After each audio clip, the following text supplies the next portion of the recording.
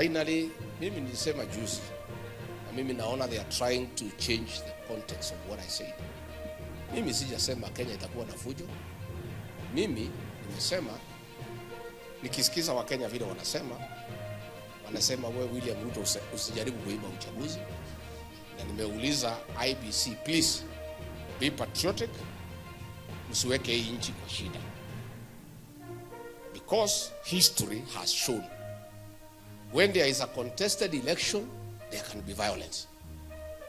And it has happened. And we must refer to history. That's why I said, we saw what happened in 2007. So please, IBC, make sure you don't create a situation where we can have a recurrence of what happened in 2007. Because if it happens this time the way people are talking, it can be worse.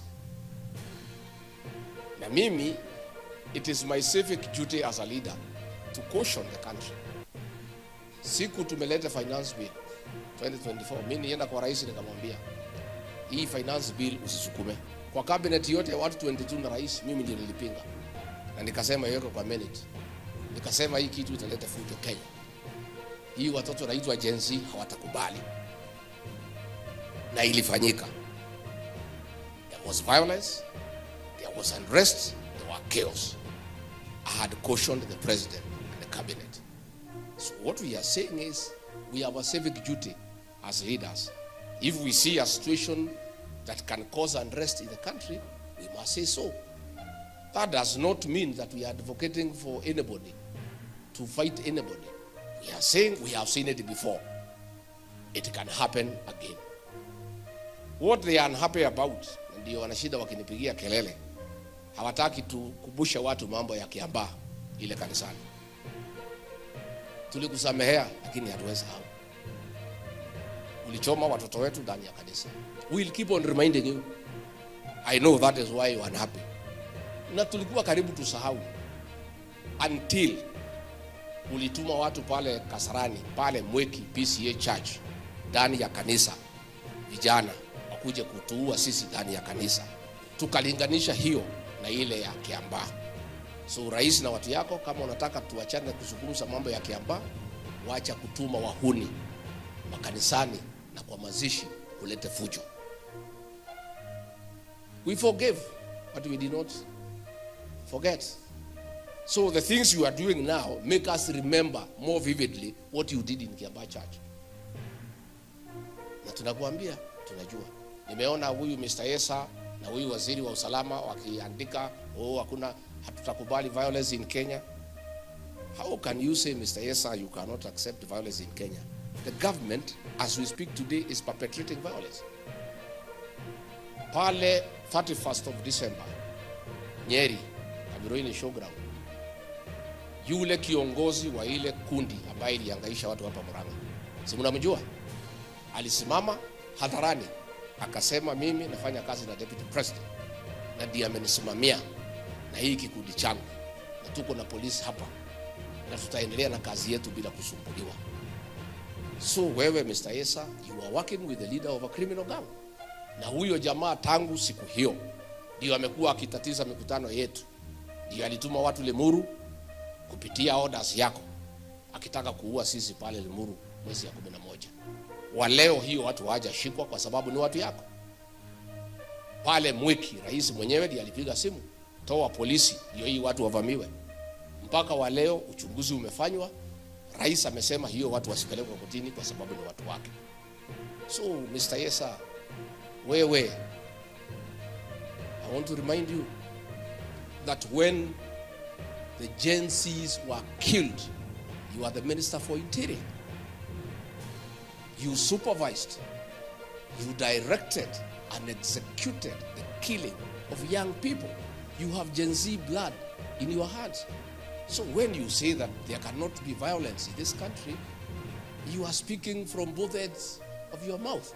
Because wewe mwenyewe ndio ulifanya hiyo. Na hiyo huwezi toroka. You can never run away from killing of the Gen Zs under your watch. Na instead of being punished, you are promoted.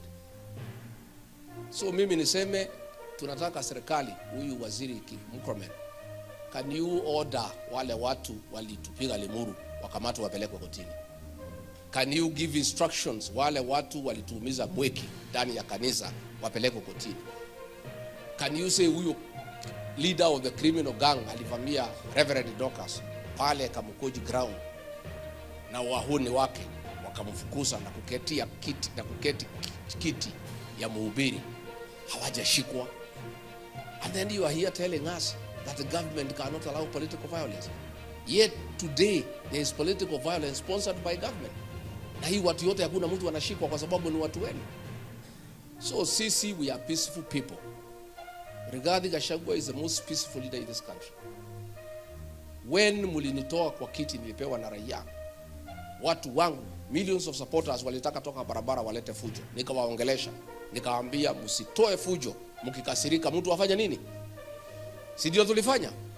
If I was an irresponsible leader, ningewachilia supporters yangu watoke. Can you imagine kama ni Raila Odinga alitolewa kwa kiti, ingekuwa namna gani? Kama ni Ruto angetolewa kwa kiti, ingekuwa namna gani? But I am a responsible leader myself. I'm a very peaceful man. I'm a Christian. And I told my supporters, bitter as you are, please, violence begets violence. We cannot go into violence.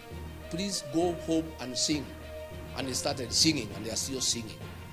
Sisi, we don't want any change through violence.